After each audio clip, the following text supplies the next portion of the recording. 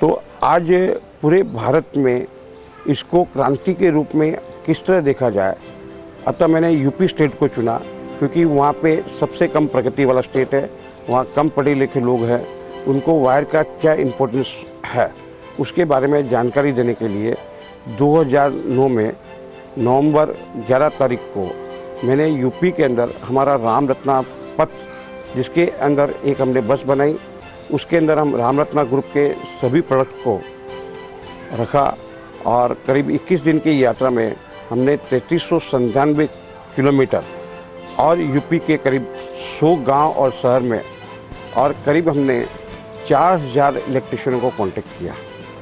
वडोदरा आपकी कर्मभूमि है, वडोदरा में आप और क्या नया देना चाहते हैं? वडोदरा में देखिए, अभी हमने जस्ट हमारा प्लांट मई में स्टार्ट होने वाला है वाघोड़िया के अंदर, और उसमें करीब 800 से 1000 आदमी लोग काम करेंगे।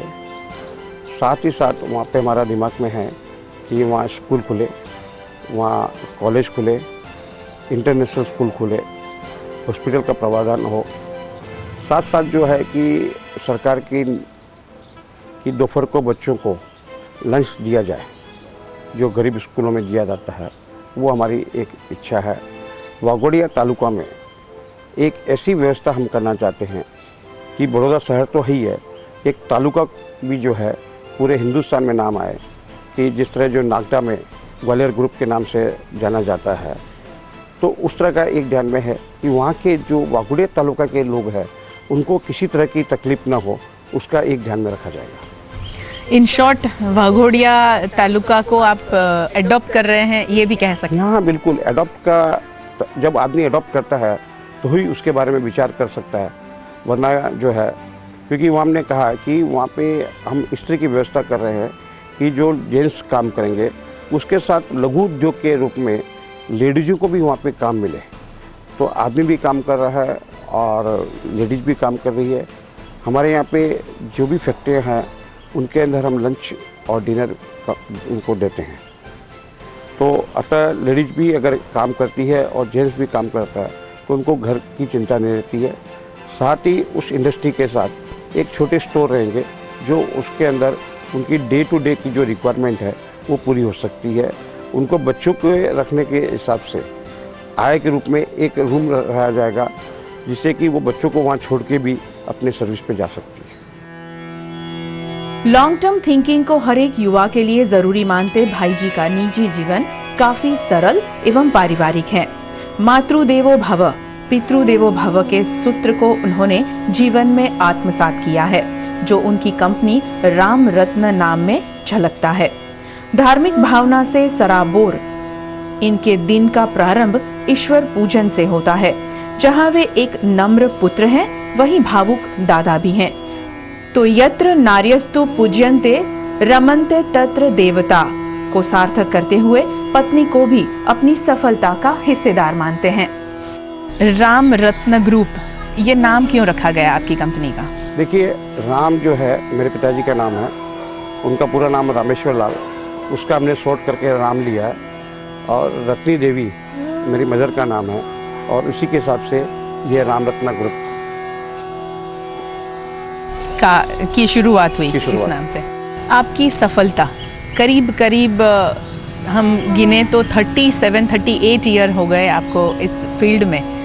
ये सफलता का श्रेय आप किसे देते हैं? देखिए, सफलता का श्रेय तो जो है एक भगवान का ही है, माता पिता का आशीर्वाद, परिवार का साथ, और सबसे बड़ा साथ रहता है एक पत्नी का। जैसे देखा जाए कि मैं जनरली महीने में 18 दिन टूर पे रहता हूँ, उसके सहयोग के बगैर इतना दिन टूर पे नहीं रह सकता हूँ, तो मेरे ख्याल से उनका भी एक बड़ा सहयोग है। सबसे बड़ी बात है सर कि परिवार के साथ के बिना हम कुछ भी नहीं कर पाते।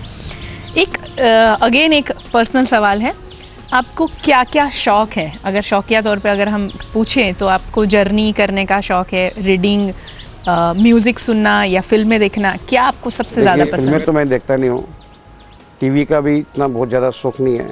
घूमने फिरने के हिसाब से मेरी इच्छा रहती है कि मैं हिल स्टेशन पे ज़्यादा पसंद करता हूँ, कि जिससे कि हमको शुद्ध हवा मिले, शरीर के अंदर के टॉक्सिक बाहर जाए। और वैसे मुझे नदी के किनारे बैठ के जो पानी बहता है उसको देखने का मुझे काफ़ी अच्छा लगता है। वो क्यों? एक उसमें शुद्धिकरण महसूस होता है। एक बहता पानी जो है हमेशा शुद्ध रहता है। तो मुझे लगता है जिस तरह बहता पानी शुद्ध है, उस तरह हमारा जीवन भी शुद्ध कैसे रहे, उसको एक ध्यान में रखता हूँ। घूमने के साथ साथ में फिलोसॉफी भी जुड़ी हुई है। सर, एक आखिरी सवाल, वडोदरा शहर के उभरते युवा बिजनेसमैन को आप क्या कहना चाहेंगे, क्या संदेश है आपकी ओर से? उसकी तरफ से मैं एक बात कहना चाहूँगा कि जिस तरह मेरी इंडस्ट्री में आज तीसरी पीढ़ी के लोग काम करते हैं, और जब कोई तीसरी पीढ़ी के लोग काम करते हैं, उसका मतलब यह है कहीं ना कहीं उस कॉर्पोरेट के साथ उनकी आस्था है।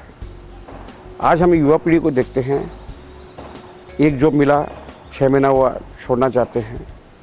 उनकी जो शॉर्ट टर्म थिंकिंग है, उसको लॉन्ग टर्म थिंकिंग कैसे करें। दूसरा कि आज के जो युवा जो लोग हैं, उनकी जो याददाश्त काफ़ी कमज़ोर है।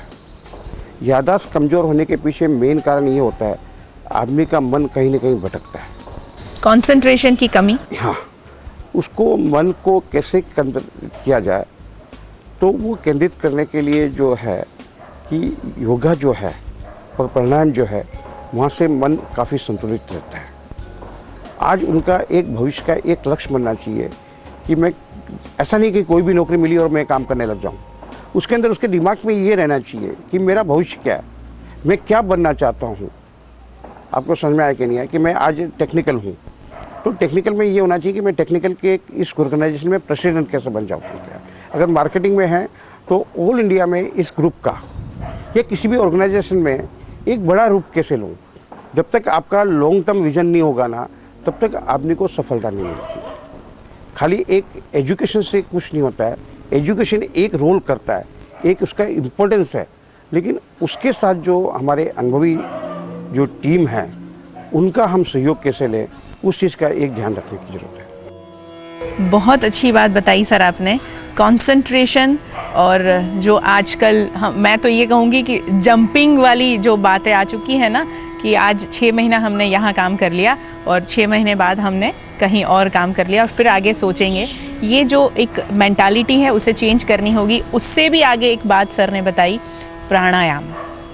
बहुत ही ज़रूरत है इस चीज़ की कि प्राणायाम, उसके लिए आपको कुछ खास वक्त नहीं निकालना है। 2 दिन पहले ही मैंने कांति भट्ट का एक आर्टिकल पढ़ा था और उन्होंने एक, उनका हेडिंग था, तमारा श्वास ने जानो। तो ये सब हम करते रहेंगे और सिर्फ 5 मिनट आप टेरेस पे जाके अपने घर में 5 मिनट भी सुबह निकालते हैं तो वो आपका पूरा दिन सुधार देता है। ये सारी चीज़ें, और योग हमारी संस्कृति है, अगर हम इसे बरकरार रखेंगे तो हमारे आसपास की सारी चीज़ें हम शुद्ध पाएंगे। कि जब कहीं भी आपको थकावट लगती है तो आप 5 मिनट का श्वासन कर लीजिए। अगर 5 मिनट का अगर आप श्वासन करते हैं तो नेक्स्ट 8 घंटा आप आराम से जो है व्यतीत कर सकते हैं। इसमें पूरी ताकत जो है कि एक नींद की है, वो 5 मिनट के श्वासन में भी है। आज हम ये देखते हैं कि 28 साल 25 साल के लड़के को बीपी है, आज उनको शुगर है। उसके पीछे रीज़न क्या है? बेसिक रीज़न 3 है। पौष्टिक आहार नहीं खाते हैं, नींद बराबर नहीं लेते हैं, योगा नहीं करते हैं, और टेंशन। मेरे को समझ में नहीं आता कि लोगों को टेंशन किस चीज़ का है। टेंशन सबसे बड़ी बीमारी है बनकर। सही है। मैं मेरे जीवन के 37 साल के करियर में मैंने कभी नहीं सोचा कि मेरे को टेंशन है। चिंतन करो। चिंतन जो है आदमी को प्रगति की ओर लेकर जाता है और टेंशन जो है मृत्यु की तरफ लेकर जाता है। बहुत बहुत शुक्रिया सर, बहुत अच्छी बातें बताई हैं और हमारे शहर के सारे युवा उभरते जो बिजनेसमैन हैं उनको जो टिप्स मिली है ना, वाकई बहुत ही मज़ा आ गया। इसी मुलाकात को आज हम यहीं ख़त्म करते हैं। फिर कभी मैं आपको मुलाकात करवाऊंगी ऐसे ही शहर के बड़े शख्सियत के साथ में। तब तक के लिए मैं गायत्री आपसे इजाज़त चाहूँगी। नमस्कार। नमस्कार।